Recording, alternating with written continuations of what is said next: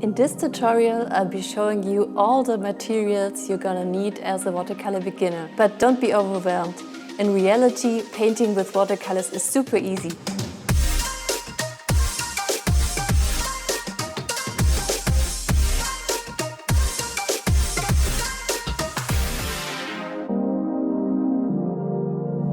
Okay, let's start with watercolor papers. Watercolor papers do have an absorbent phase, so you can work with a lot of water on it and it will hold it. So you can do different techniques you won't be able to do with a printed paper, for example. So they come in single sheets or sometimes they are in blocks. And it depends on what you like. Important is the texture of the paper. They come with different grains. The beginner-friendly one is cold-pressed paper. You can find all information on the blog. So here you can see that it's cold-pressed and also that there are 20 sheets in it and that it's heavyweight. Now let's talk about different watercolor mediums.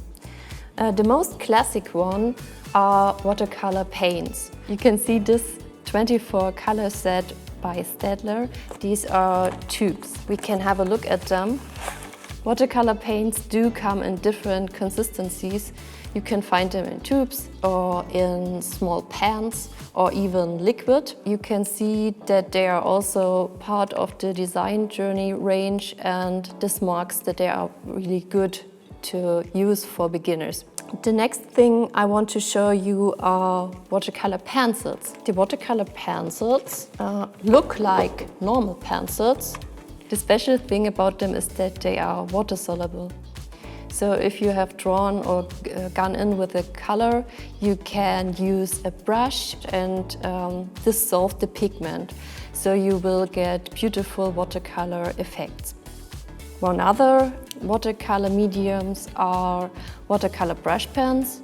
Of course, you can use them like normal felt tips or felt pens, but the special thing about them is also that they are water soluble and you can easily mix them and create beautiful effects.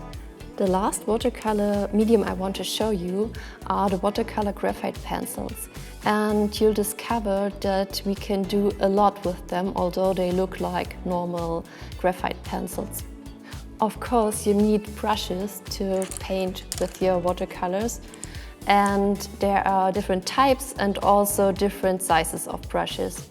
This one, for example, is a flat brush and perfect to create beautiful washes and backgrounds, as you can see. But my go-to and all-time favorite are round brushes, and they also come in different sizes. You can see that the number indicates the size of the brush. It's always good to have one bigger brush, for example size 8, to do some backgrounds and also loose style florals. And I use a smaller brush in size 2 for details and for smaller elements. These are my favorites, but if you're on the go or traveling, it's perfect to use this kind of brush. These are water brushes. You fill water inside of the brush and are ready to go. I think it's the perfect combination with watercolor pencils and also with brush pens. If we work with watercolors or watercolor mediums, it's also important to have 1 or 2 jars of water, of course, and one paper towel. So you can blot your brush on it and even fix small mistakes. And most of the times you will need a palette. And you can use one like this, or you can use a simple plate or something you have at home. So if you are a beginner, it's really great to have a set where maybe different watercolor mediums are combined or you already have a water brush and water pencils.